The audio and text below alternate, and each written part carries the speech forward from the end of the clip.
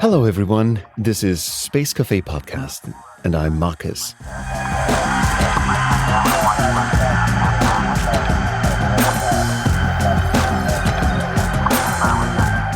Space can feel dauntingly large and the topic left for massive international conglomerates and regulators. But then you hear about someone who decides to do something this cool. Massive kudos go out to one of our listeners whose comment in our last episode really stood out to me.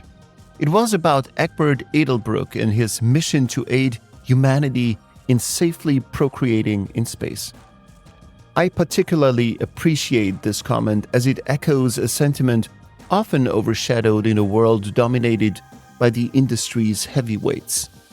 Far from opposing the big names, I view them as the starships propelling space exploration, offering immense payload capacity and momentum for change. However, it's crucial not to overlook the payload and our ultimate destination in the first place. Now let me introduce another someone who just decides to do something this cool, echoing our listener once more. Meet Paul Niel, a true adventurer and esteemed member of the Explorers Club, akin to legendary figures like Sir Edmund Hillary, Thor Heyerdahl, and Ernest Shackleton. Paul Niel, having scaled the tallest peaks on each continent and unearthed relics from dinosaurs to World War fighter jets, ventured beyond the realms of big finance in search of fulfillment. Now with his sights set on space exploration, we dive into his story in this captivating episode. Welcome, Paul Niel, to the show.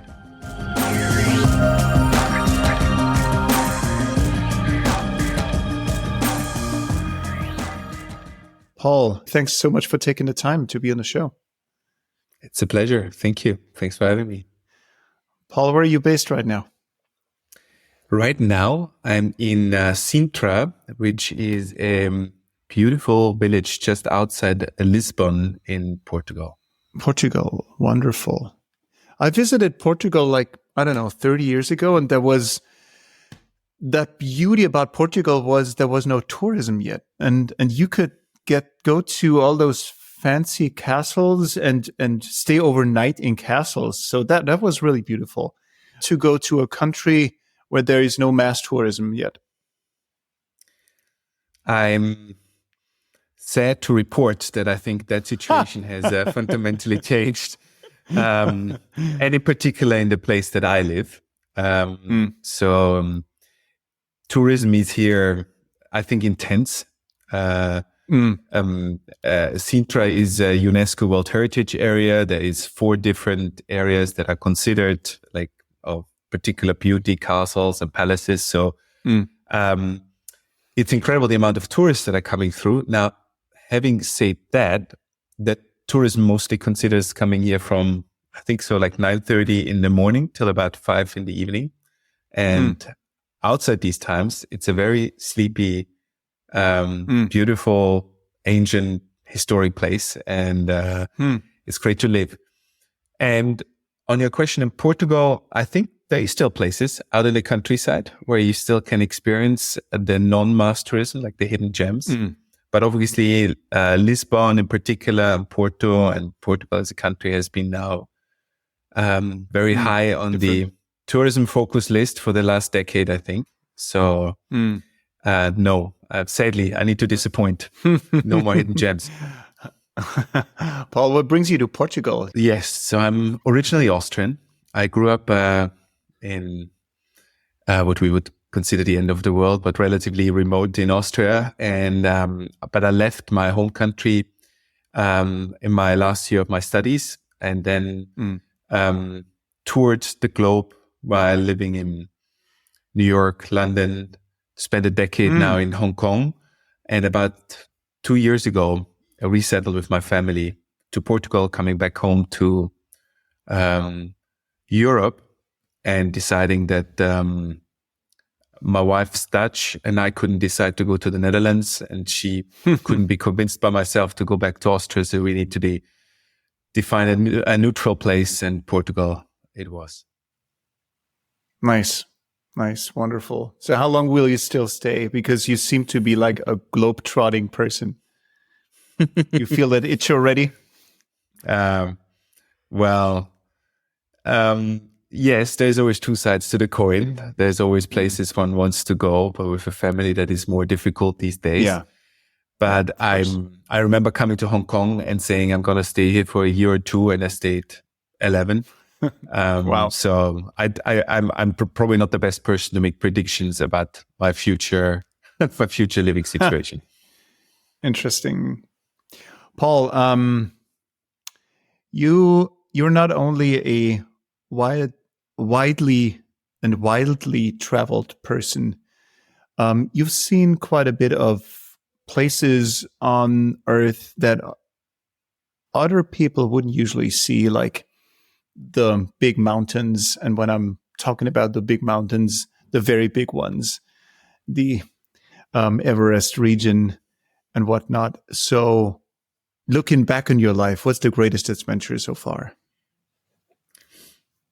It's a very good question. Maybe a family. In terms of objectively, I would probably say being father. Fatherhood is probably the biggest adventure I could embark on. Yeah.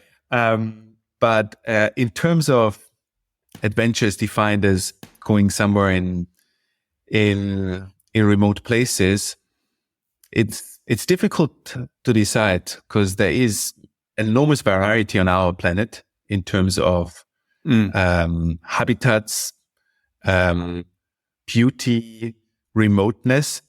I think one thing I learned is that adventure and wild places does not necessarily need to mean to be very, very far away from home. I have over the last decade also experienced really amazing adventures very close to home, and that have given sometimes a very unique angle on places that I have already experienced so often. So it's hard to define. This very remote place in this corner of Tibet is a fantastic place. Yes, it is. But so is that cliffside and hidden beach and sea cave that I found less than a kilometer distance from my apartment in Hong Kong. So it is. I find the beauty sometimes with these adventures that we're living in such a hectic world that we sometimes think we need to jump in an airplane very far away to find truly remote and wild places. And the beauty is that even now living here in Portugal, I can have a fantastic, incredible, wild adventure not far from my house. That's fantastic. It's like adventure is ready wherever you go once you're ready for it. So adventure can be around your corner. I mean, like some rock climbers use buildings as their next challenge. So it doesn't really matter where you go. It's I like that. I really like that what you're saying right now. So it's don't run too far. Your next destination may just be around your corner. Mm-hmm. Exactly. I mean, I give you an example. 5 years ago, I did an expedition together with my wife. We both lived in Hong Kong together at that time. And all we did, we walked one day in the morning out of our front door of our apartment, took the elevator to the ground, walked the shortest line to the shoreline. And we lived at that time on Hong Kong Island. And once we hit the shore, all we did, we took a right turn and climbed and hiked all along the shoreline of Hong Kong Island until we basically had surrounded the whole island. And I think the distance is about 70 kilometers. Well, let's say now it's probably more than that because it's like all these caves in and out, etc. And it didn't need any transport. It didn't need any airplane, etc. to go to a wild place. And I tell you, the adventures we had, it took us 6 days and nights that we camped and stayed in bivouac and along the shoreline were unique. We made a documentary out of it. We took fantastic photos. We sampled the water quality. We created actually quite a lot of scientific reports out of it. But what I take away from that part was that, yes, all it took was going out of the front door and taking a different corner, a different turn than I would have usually done if I go to work, maybe. I like that. Don't take a right, take a left. If you're always taking a right. That's really, I sometimes play with that, because when I'm commuting to my workplace, I'm also on autopilot, like most of the time. And sometimes I challenge myself to just not do what I'm intending to do and take a different route and surprise myself. So it's a little game I think everyone can play. So, and you took it to literal extreme. I like that. I really like that. Any takeaways from that? Is this something that runs through your life, to sometimes take the opposite direction of what your gut tells you to do? I think the connecting line that probably runs through is definitely a curiosity to do something new.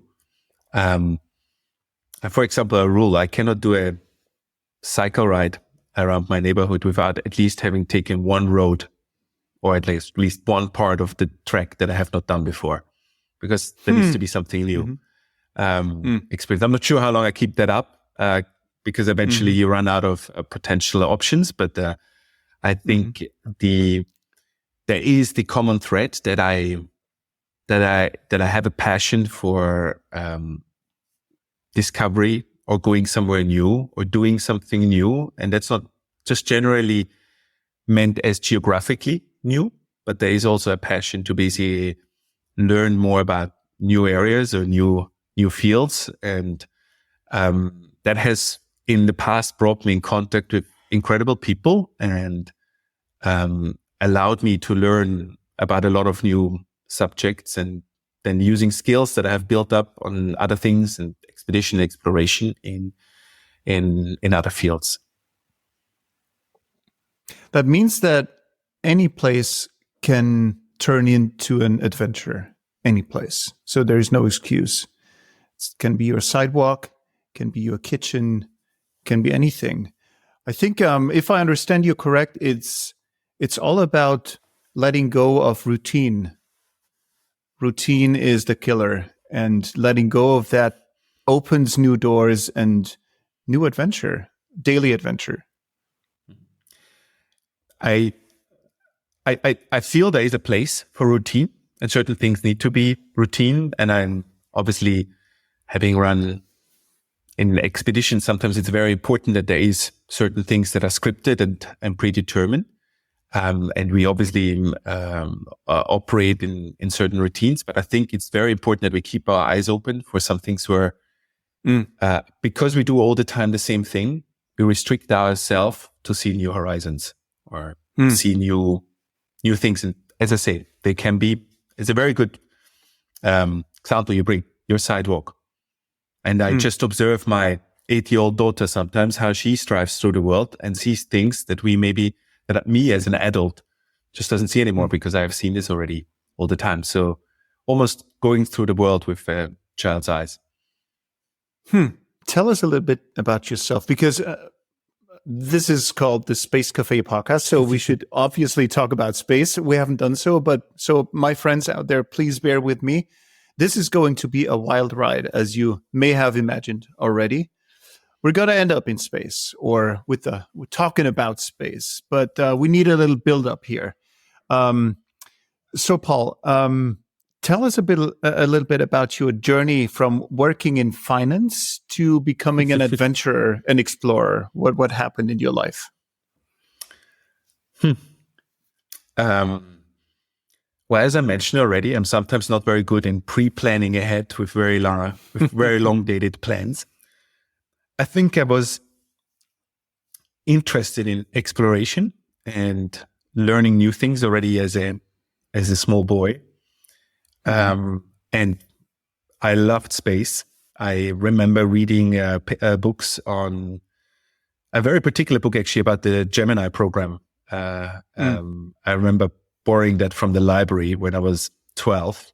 Clearly way too complicated for me yet to read, but I just loved the pictures of the spaceships and how it all together. I could name the astronauts and later obviously the astronauts that walked on the moon.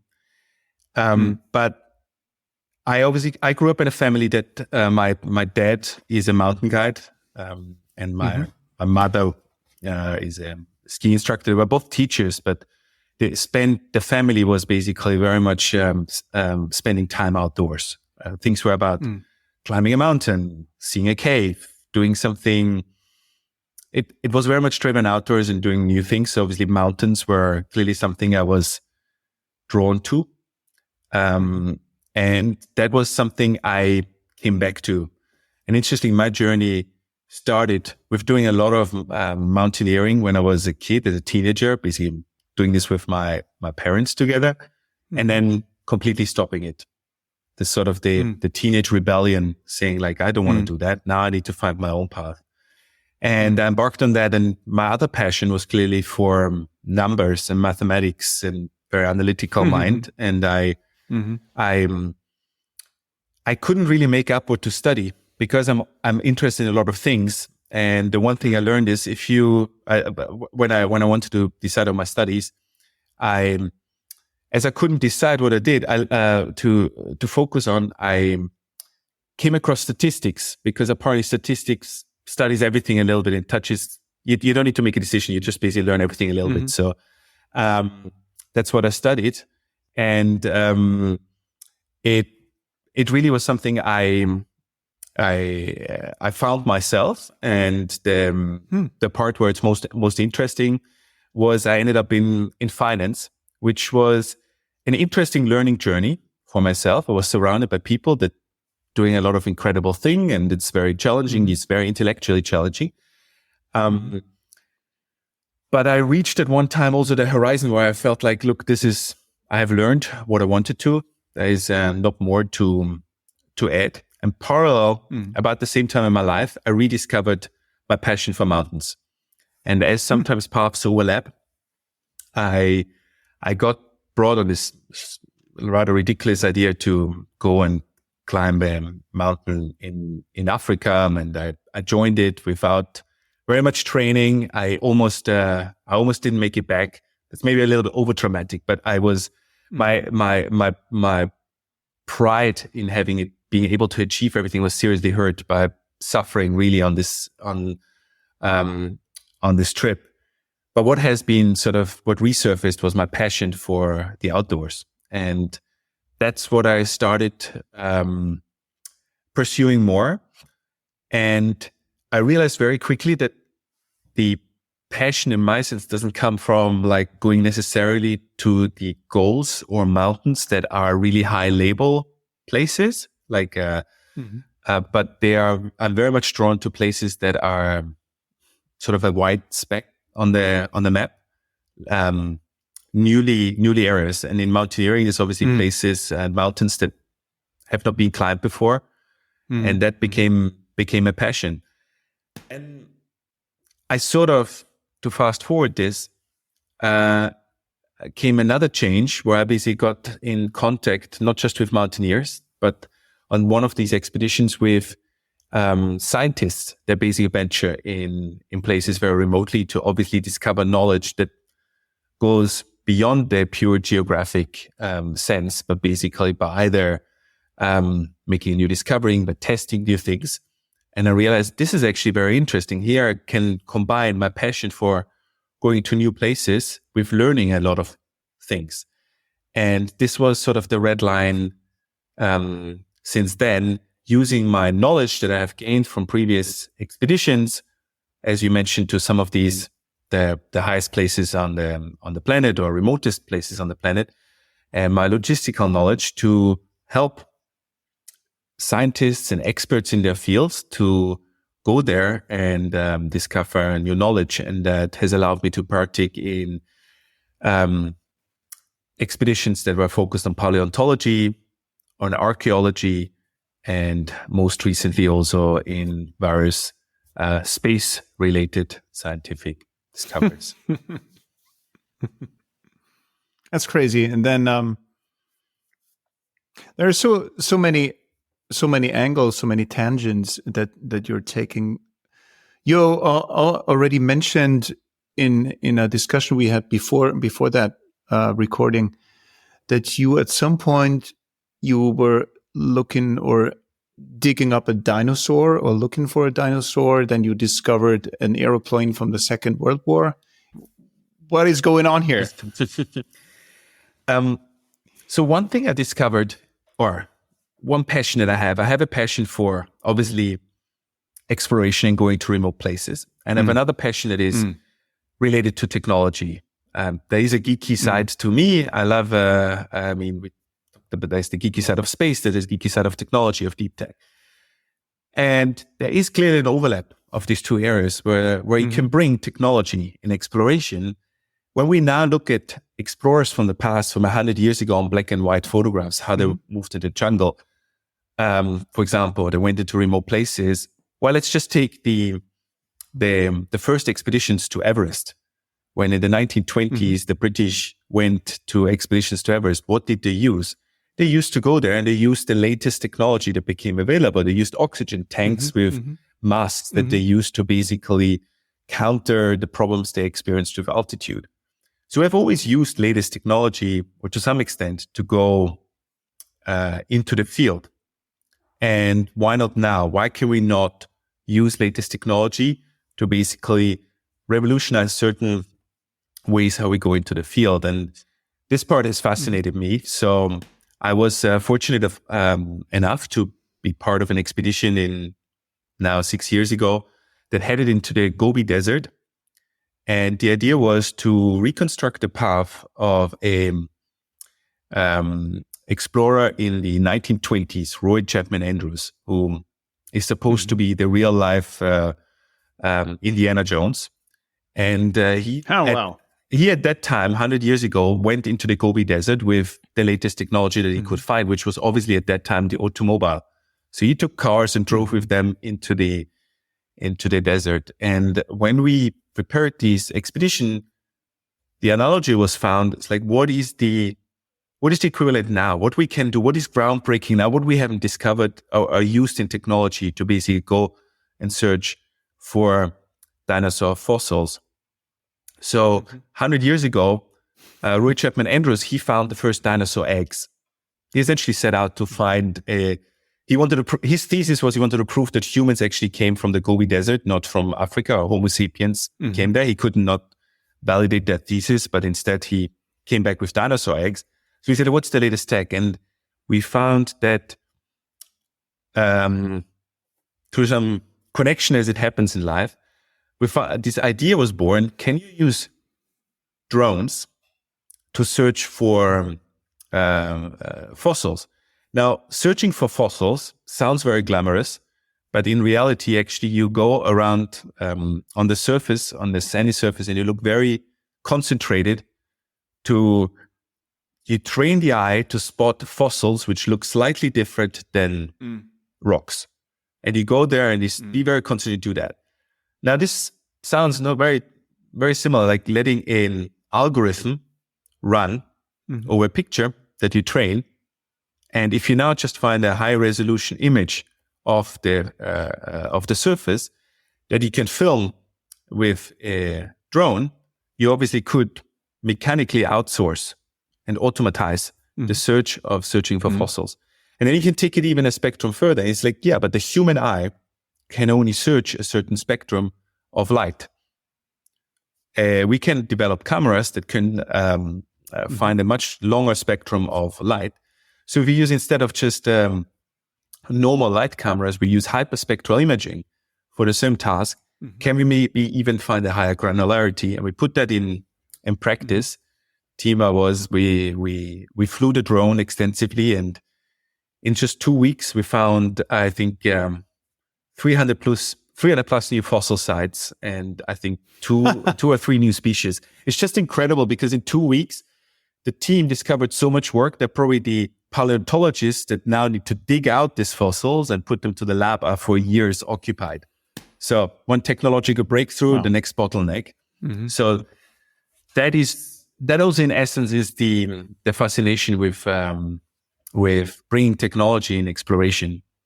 And this is basically what I'm trying to do with all the projects that I'm involved in.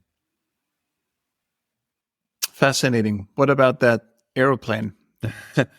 Yeah, the aeroplane was an interesting story. I was researching World War II history in China, and in particular in Hong Kong, where I lived at that time. And I came across some researchers amateur historians that were going out into the field with the metal detectors every weekend to rediscovering of that sites that the jungle has taken in the past.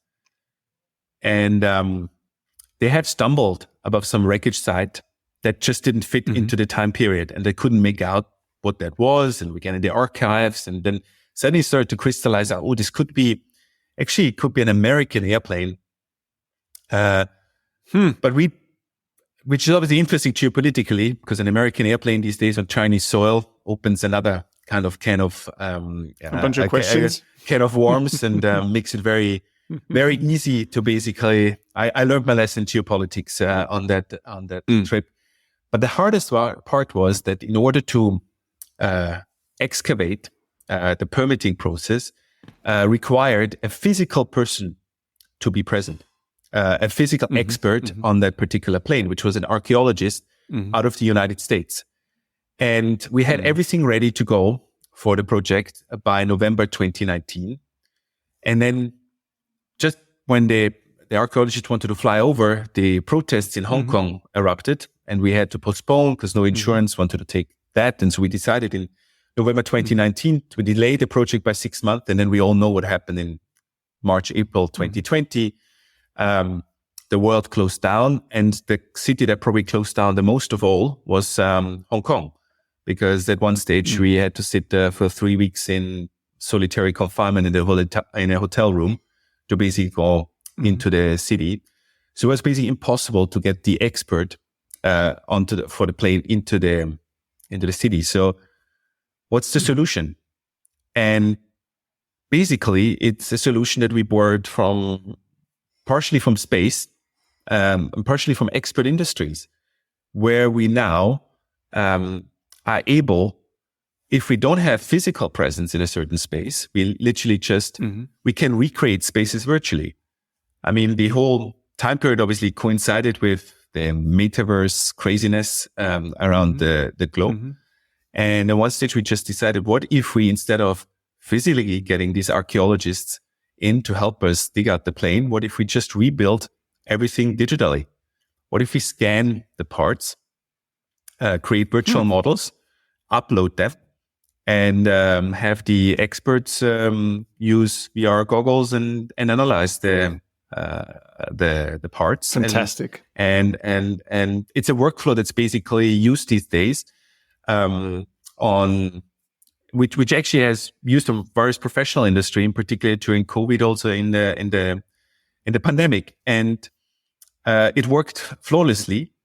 Actually, the time difference worked very much in the favor, because there's 12-hour time difference. So by the time we had finished all our scanning, we uploaded it. The experts were checking out the models, gave us all the input. By the time we woke up and went back out into the field, we had already all the comments. So we had like a 24-hour workflow. And fantastic. The takeaway, I think that's very interesting, is that in the future, we don't necessarily need all these huge expert teams somewhere to go to. We can just virtually pull much more knowledge already with us. And I think this is valid for projects, obviously, as we go to remote corners on the planet. All you need is probably like a satellite dish that gives you an internet connection. And you can somebody there, and even more so in space. Fantastic. So where was the plane from? What's the answer to the question, to the question you initially had? The plane indeed turned out to be a US Navy torpedo bomber that crashed on the 16th of January 1945 in the jungle in Hong Kong, basically the only air raid that was launched by the US Navy in Hong Kong. Mm-hmm. And we could determine the exact members of the crew. And I think for me, what was the most personal, touching moment was that we could even get in touch with the family of the crew members, the surviving family. And they actually wrote us letters that they never really learned where the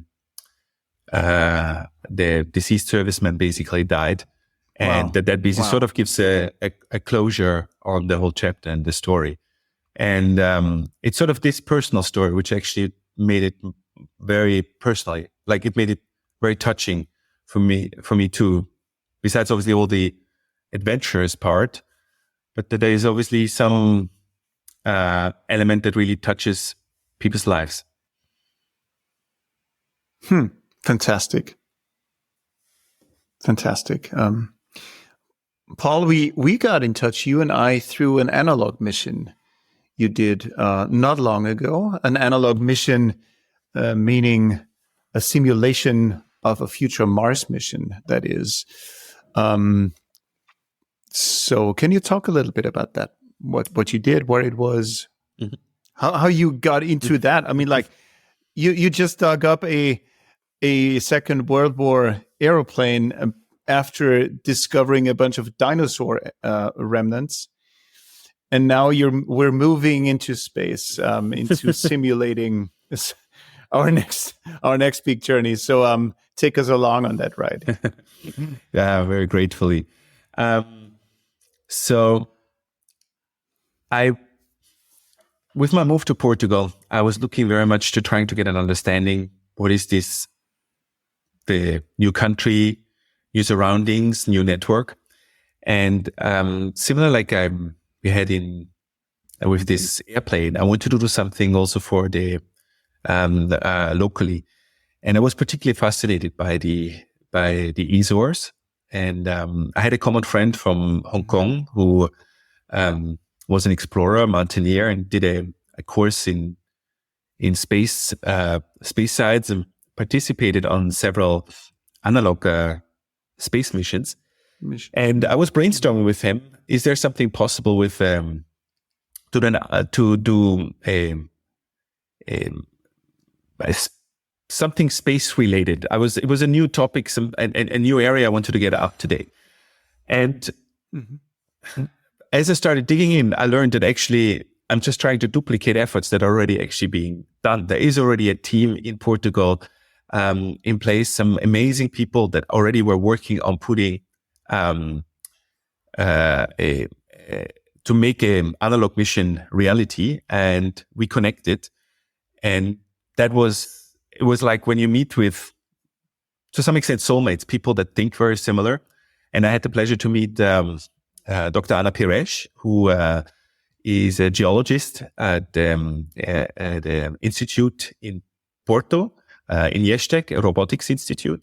And she was working on a project to create a permanent analog space habitat, a research habitat in the Azores, which the Azores is an island chain that belongs to Portugal in the middle of the Atlantic. And it has this very unique geological features of, obviously they're volcanic. They were, came out of the Atlantic surface through volcanic eruptions.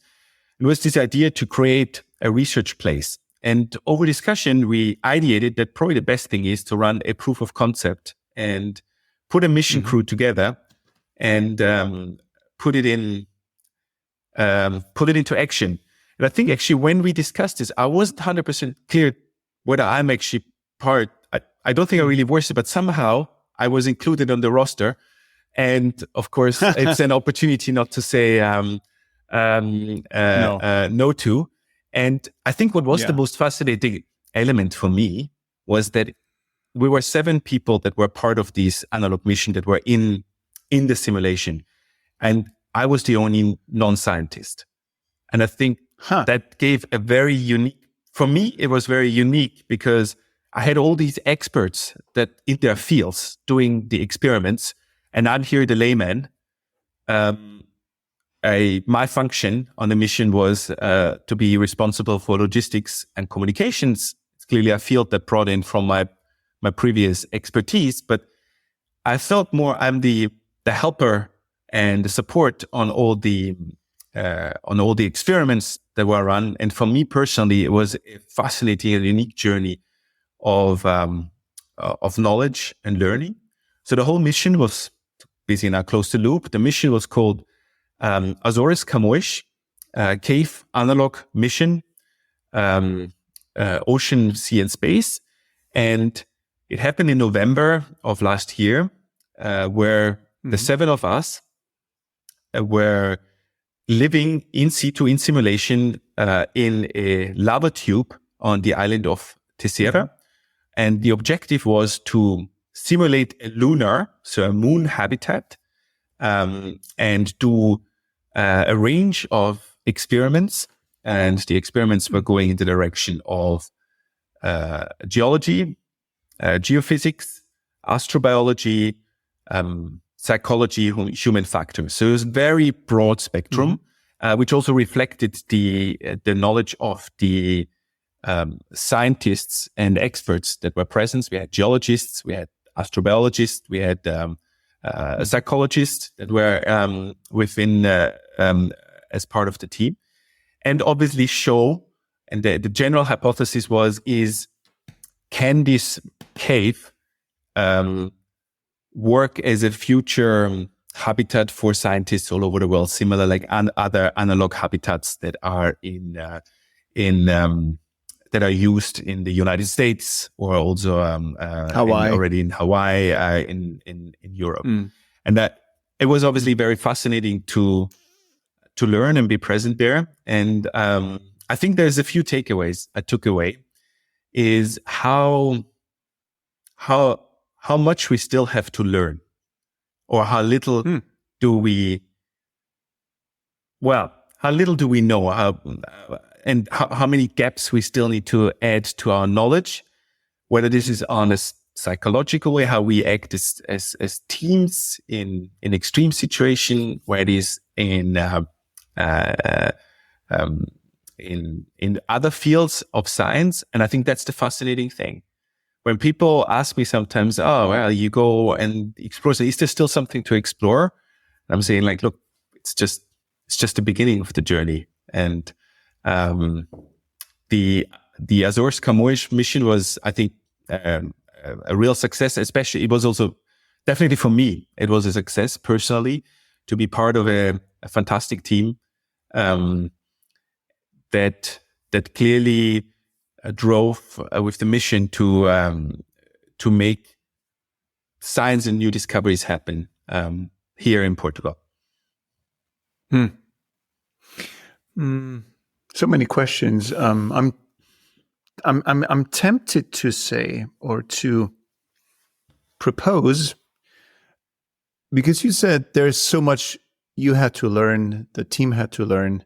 I'm tempted to say that there's so much we have to relearn as Westerners, because that's knowledge we forgot and we already had in former times when we were not yet the technological civilization that we are now, remote from nature,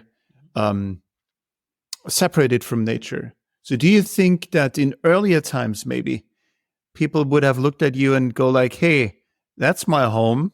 What are you worrying about? That's my cave.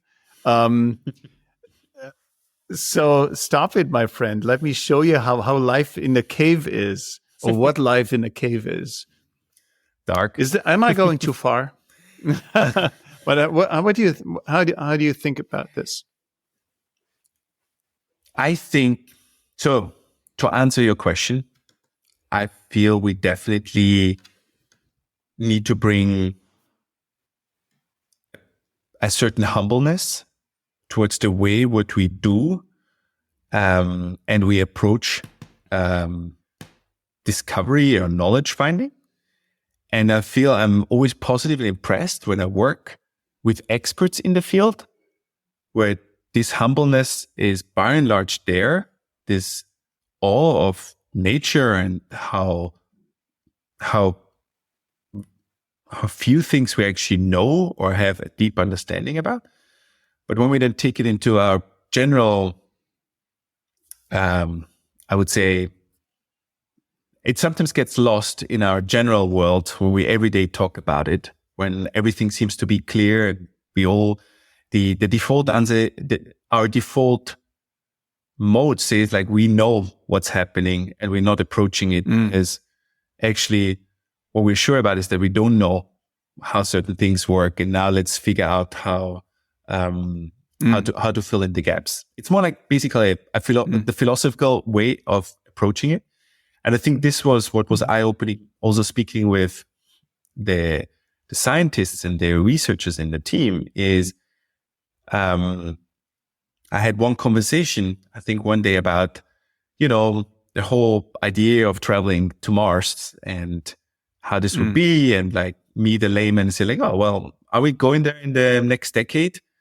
And I think then the conversation slipped to like, okay, but we know very little about yet the radiation and the long-term radiation impact that was that. And if you look at some of the few astronauts, the small sample sizes that we have of humans that have traveled further than our orbit on Earth, how busy that? And that's obviously sample size. It's something I understand as a statistician, but I'm obviously speaking now about a material I'm not an expert in the field of human impact on radiation in space. But that's just as a fact that for me was eye-opening. Just like, oh yeah, really, there is things that we as humans still need to figure out how it is for long-term space. For yes, we can maybe be able to build a rocket, but can we supply people on other planets? And I think on a side note, I just want to thank you, actually you, for a conversation we had beforehand where you basically suggested to me a TV series you recently watched, For All Mankind. And yes. I have to say it has cost me about 3 days of last week because I had to watch the first 2 seasons in one go because it was just fascinating and amazing. It's fantastic, isn't it? It is incredible. Yeah. So just as a paraphrase that. Glad you liked it. Yeah. But to come back to the philosophy angle, I think what I love is as explorers or discover, like as an explorer, I love to approach things with a certain humbleness, with the thing as a blank slate. And I love to work with experts in fields that have a much deeper understanding on certain things, because it gives me also the humbleness to come there and say, look, actually, I know very little about things, and please, I want to learn and want to try to build some sort of add to my piece of understanding. And that has been driven me on the various discoveries and efforts and things that I have been undertaking. And yes, I think in general, the way we live, we certainly could take with a certain amount of awe in nature on how we approach things, and maybe sometimes be more realistic of what we actually really know out there. So if I understand you correct, your philosophy may be going into a direction where you're intentionally looking to not be the smartest person in the room, ideally, because you then can learn from your team, from the others, once you're not the smartest person in the room. I would say so. Yes, that's for me on these teams that I'm putting together, and I'm working on a few new projects. Of course, once you open Pandora's box and you have ideas about certain things, there's other topics and new things that come around, and I love to be with people that I can learn from, that can add something, that give me some your input. Tell me, Paul, what was life like in that in that lava tube. But also focusing now, putting yourself into the mindset of a future lunar explorer, Mars explorer, going into that same lava tube, but just on a different celestial body. So what was that life like? What were the challenges? What do you think about trying it out up there on the moon? So my first answer to that would be that life was way more busy than I imagined it. And I think... So it's not boring. There is no boring. There's always something to do. And there's obviously the tasks, which are the scientific tasks and the experiments. And then there is the mundane, the errands, the things that have been done to basically make life happening. Now, to put the analogy to another celestial body, we were there for 7 days in a habitat that was very much erected with a fallback that were that was very close. Like if our mission control was not that far away. If I look a future team on the moon or on Mars would need to spend a disproportionate amount of just making the habitat work and happening. And we know this from these permanent research stations, like the Antarctic bases, for example, where during Antarctic winter, when obviously supply is very limited and a significant amount is just of time, of man hours that are basically be there, just basically allocated to have the station ready. And I guess it's the same for the ISS. Now, living there, I mean, I would love to basically spend some time on a moon on a moon research station or on the Mars. I think it will be very interesting how you cope with the long-term living in a cave and the human elements that brings with there. I was very often, while I basically was on these on the missions, reminded I had the bad luck of needing to spend time in this hotel room confinement during the pandemic in Hong Kong. And I spent once 2 weeks in 15 square meter hotel room with not being even able to open the door or the window. And it is interesting so far that we as humans, I think the best way to overcome these kind of challenging situations is to be busy, to be occupied, to have a very strict time schedule. And I think the moment we have time and leisure, etc., or like boredness at our hand, where it basically becomes this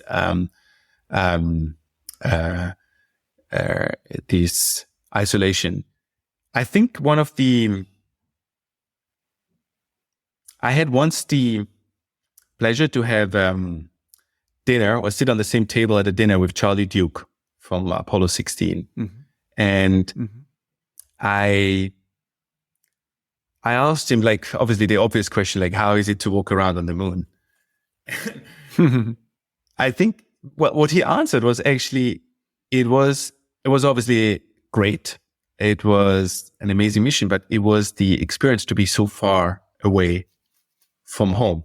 You're literally looking back on Earth, realizing the distance that it basically would take in the isolation. So to close the loop on how our mission corresponds to where we are on the moon, I think from a pure rational perspective, caves are a great location for a habitat when we come on the moon, given you obviously have most of the structure already built, and there's all these the simplifications we can have to erect a base. I think the challenge is going to be, we still as humans that want to see where we come from, the view to Earth. So just living in a cave is probably not going to just cut it. It's going to be, we need to be on the surface. We need to see the sun in a way eventually, for our moods. We know that is important, to regulate us. But having said that, I would love to actually, well, no, let me take that back. I'm not sure I want to spend like 6 months living in a cave permanently. So, I'm too much, curious of basically going to new places than basically spending them in one place for the entire time. We just learned that there's a new record holder for a very long stay on the ISS, and that's now more than 800 days. So I think that's quite an achievement. But I think, seriously, it can't get any more boring, I think, if you're confined to such a place. I don't know about you, but I think once you've seen the internal parts of ISS and what it looks like, maybe after 3 months, but seriously, 800 something days, that's incredible. You need to have the proper mindset. And I think you also need to engage yourself with something. I guess that these people, of course, they have a very strict schedule up there, and there's lots of things to do. But I don't know.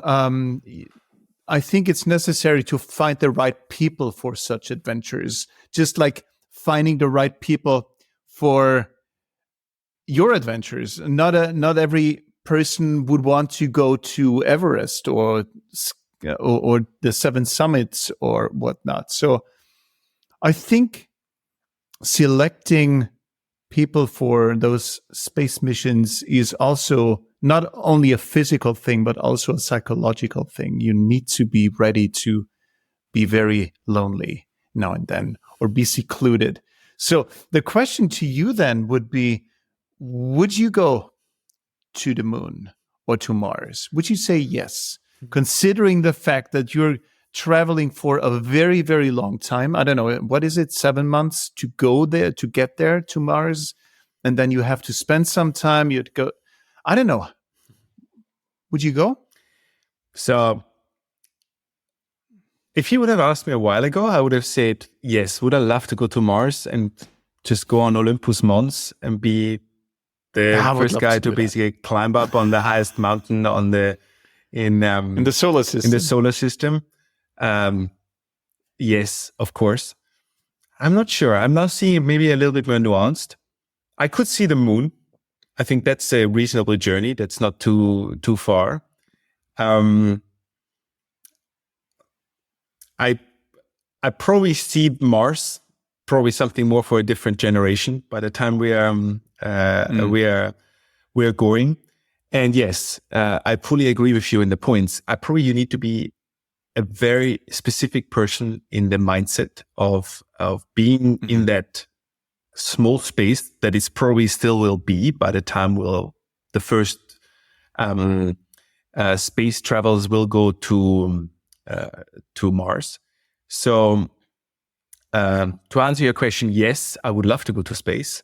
Would I necessarily need to go and want to go to travel to Mars? I'm not so sure. I think the time would be just the time commitment would be just too long. And I still feel there's so many amazing places and adventures to be had on our planet Earth that I'm happily shed the first seat to Mars to somebody else. What's your family saying about all this?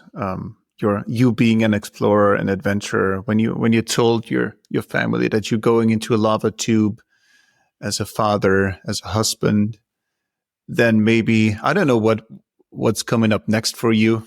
So how's that for you? And your family?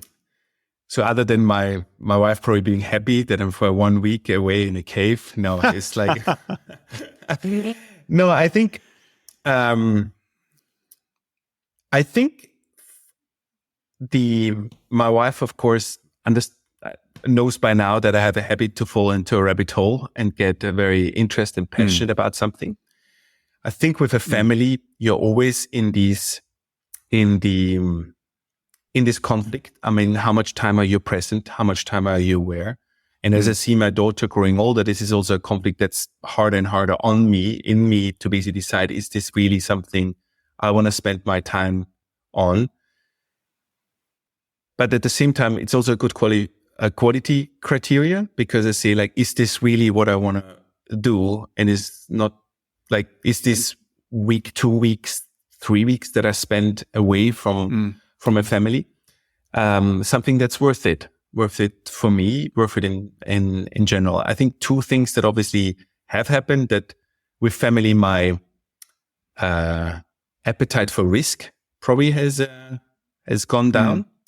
And that is obviously one factor. And the second one, for sure, the time away that I find that I want to commit to my adventures, as opposed to basically be away from family. I mean, I read up on this. The cosmonaut we were just talking about is supposed to reach the 1,000 days on the ISS, and he has a family, and he basically says coming back after a year and a half in space and just learning that his kid basically grew up and I think probably learned to cycle, and you're not you're not present. And this is something. I mean, this has always been. If you look 100 years ago, people went on expeditions to the South Pole or into the African jungles, and they were gone for 2-3 years, and the family basically was there. And that conflict is always ever present. I think it gets sometimes harder by the connectedness, the virtual connectedness that we have, because it creates some sort of closeness that is not the same as being physically close. So I think this is something that I know from friends that have spent winters in stations at the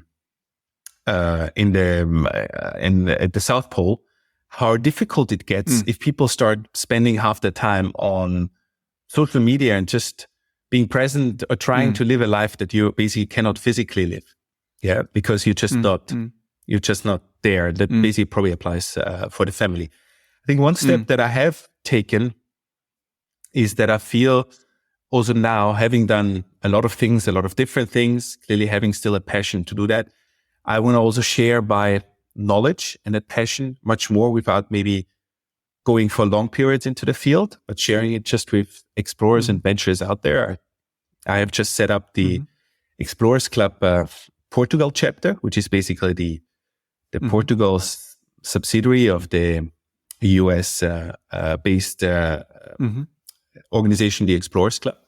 And here we really try to build a community of scientists, of explorers, adventurers, some of them really new in the career, some of them very seasoned, across very different topics. It is archaeology, paleontology, marine oceanography, space, and bring people together and share the knowledge and help a younger generation facilitate discoveries, field research, etc. And my big passion, as I shared this earlier, is obviously in multidisciplinary research, exactly as we did in the cave. Bring scientists of different fields together, they come up with new ideas. Bring experts in different areas together, people in VR with archaeology and some data scientists, and who knows what's coming out of the box. And I think that is a field I clearly want to focus forward, going here and sharing this with people that want to go out in the field for way longer times than I want to commit, and help facilitate new research and discoveries for the coming years. What does it take to become a member of the Explorers Club? Be curious. I think the Explorers Club has a relatively selective process to become members. There's a members committee. You need to supply a CV and showcase that you have interest and have undertaken exploration. But it's a relatively wide field. I think coming back to our first question, it's not really just geographical exploration. Of course, if you have flown to space, you probably qualify very easily. But here in Portugal, we have storytellers, we have photographers, we have analog astronauts, we have. I'm a very strong believer in going out and including young people, kids, teenagers.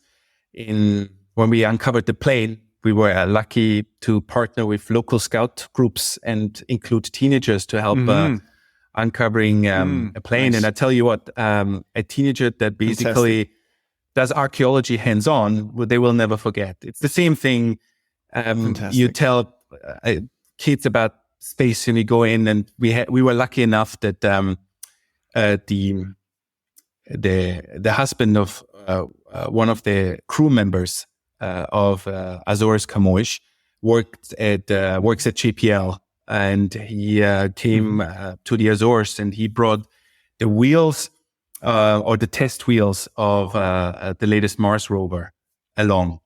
And we brought that into a school afterwards. And I mean, you just should see the eyes of the kids when they hold this wheel in their hand. It's like, look, this is exactly the same kind of wheel that's now going, driving around on Mars, and like, and then you start talking about what's possible. I mean, that's the generation we need to motivate. We need to keep passionate. They will start dreaming. They will be the people driving these missions and the next discoveries. And I think that's clearly something I also want to the extent I can, help and move forward and share my knowledge and experiences. I think this is the grand challenge of our time. What you just mentioned. How can people support you in this? I think the best way to support is that we all stay curious. And if we don't have the time to go out to the field, help partner. I mean, there's so many opportunities to help and support discoveries along.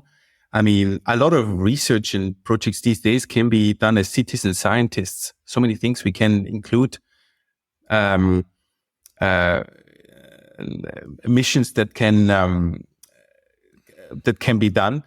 It's some of these projects I'm trying to do now here on the ground is involve, you have the expert, but how can we build bigger outreach? And the one thing, of course, that's in particular in Portugal that I realize, that people, scientists come to me is like, I just don't know how to finance it, how to fund it, how to partner. And it's sometimes not really even, it's not large sums. Also for analog research, we're not talking about large sums that make some of those research projects happening. So there's so many ways one can engage and participate. And even if it's just telling the stories and sharing videos and knowledge. So yes, everybody wants to get involved. There's numerous ways and all age groups to basically be involved in reaching out. And I think we're just entering a fantastic new age of discovery. I feel like with the conversation we're having, I feel like we're a little torn between two worlds. On the one end, you were telling us in the very beginning that the sidewalk is your next adventure, maybe, or your kitchen or whatever. At the same time, we are increasingly getting ever more interested in space exploration. Space industry is a huge thing. So what is going on here? Are we running away from something on Earth as humans, running away from our problems and building up like or gravitational pull outward to become potentially interplanetary? Or is this just the next stage in being explorers 2.0 or 3.0? What is going on? Okay, let me qualify my answer here. I think they're not necessarily totally apart, this going on the sidewalk and going into space. I think there is obviously multiple motivations we have to go to space. Increasingly, there's obviously one strand that now propagates we need to go to space to become a multi-planetary species, and that's basically to save ourselves. A backup copy. I think I'm probably see the world a little bit more pragmatic. I see that our journey to space and the passion that we have to go there motivates us to work on a lot of technologies and a lot of technological progress that basically will also help us here in space. I think as a pure rationalist, calculating it through, going and building a new civilization on Mars cannot be a solution to address climate change or issues that we're facing here on the planet. But if it motivates people to pour money and research into technology, and I think we have seen this on and on again, that obviously a lot of technology that we have developed for space has helped us, in particular here on the planet. I mean, a lot of technologies that we now combine with space, let's just say all the satellite technology, all the, I just recently had a conversation with an entrepreneur that sends these CubeSats for methane detection into space. There's a lot of technologies that space has helped us basically to accelerate or help us in technologies for the planet. So at the same time, of course, space is sort of the ultimate frontier in terms of where we can go. If you say we have achieved distances and we have climbed the highest mountains on Earth, well, you need to probably go to Olympus Mons to basically venture further. So I think the same way Mount Everest is an amazing mountain and basically is a passion for people to pick up climbing and going into the outdoors and motivates. I think this idea we're going to the moon, we're going to Mars, motivates people to work on space, to human space flight, to basically make things happen. And we need these. I think we sometimes need these strong aspirational goals that we basically can rally behind to basically motivate us as humans. I mean, I know myself, if I don't have a goal, a specific wide goal, then usually it's very hard to move things. And once there is these things I really want to motivate myself for it, then somehow it can indeed move mountains. But I think with all this, we shouldn't forget that where we come from, there's Earth. In the end of the day, this is our spaceship that we need to keep fit for the journey. That's why I also feel I was also particularly drawn to analog space missions, because in the end of the day, we're conducting research that's useful for space. We simulate things for space, but there is a great spin-off for knowledge that we can also use on Earth. I mean, I'm pretty sure the geological research that was undertaken during the analog space mission in the Azores is as useful on Earth as it will be for space. And B, it's just really, I think space is, just as a kid, it's like, I'm fascinated. I go to a school, I talk about space. It is just eye-opening. There's just something as a curious species that we are drawn to what is above us in this black sky dotted with stars that we want to know and that we want to understand. And here we're coming back to the journey of knowledge. I mean, a lot of things are still connected that we don't know. And fantastic, we have like great research, great focus, and so many things we will not know by the time we are around, and the next generation can pick that up and we'll work on the next challenges.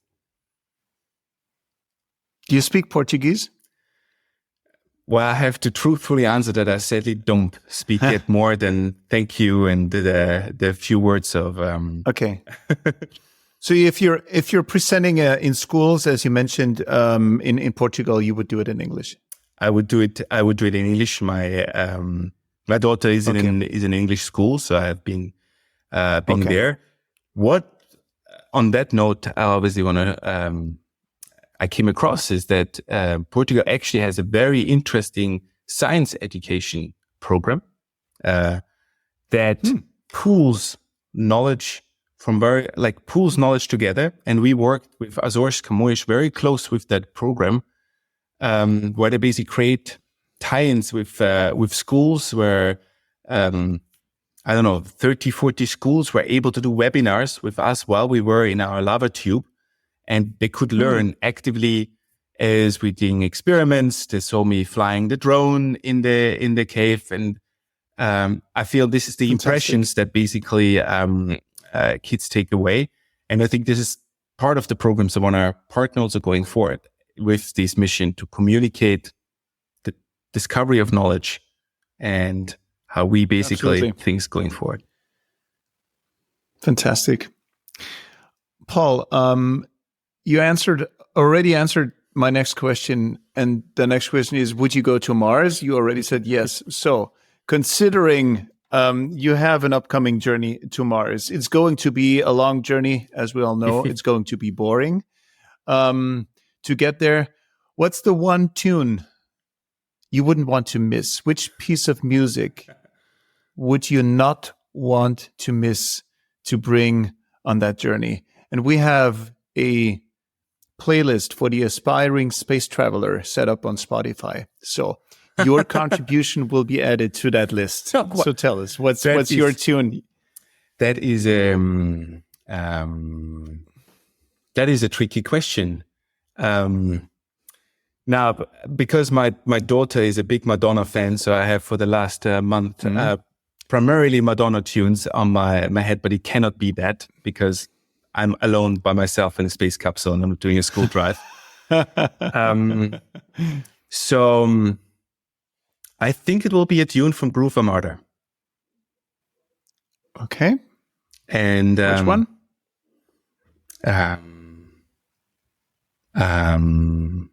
By the Beach. I think that's what I would. By the Beach. What I would add. So be it. Wonderful. We'll add that to the playlist. And one last question, Paul. Is Portugal a good place to have coffee? I cannot answer you the question because I don't drink coffee. So okay. So let me. Okay, good. That's a shame. Let me tell you what coffee does to the body. Sometimes an espresso energizes your body and your mind. So my question to you, as this is called the Space Café Podcast, why don't you share an espresso for the mind with us now? You can pick whatever kind of topic. An espresso for the mind, meaning something that you think could be invigorating, inspiring for audiences. A shot of inspiration, so to say.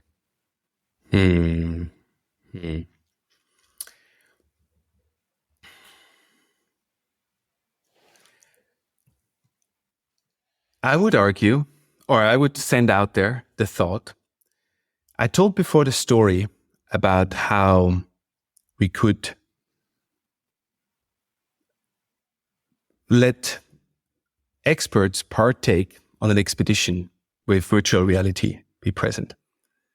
And we recently had, obviously last week, the Apple Vision Pro went on sale, and there's a sort of a new renewed push with virtual reality and spending time in virtual universes. At the same time, we talked here a lot about space and going really far away. What I want to ask or leave the question a little bit is, how much of space travel or exploration discovery will the everyday person a generation from now, 20 years from now, do in the armchair? And how much of Mars travel will actually just happen by the alternative virtual universe that will be? Maybe it's sometimes interesting to think what virtual universe we will populate rather than the real universe. Wonderful. Fantastic, Paul Niel. This was incredible. Thank you so much for taking the time and being on the show. Thank you. Thank you, Markus. It was a pleasure.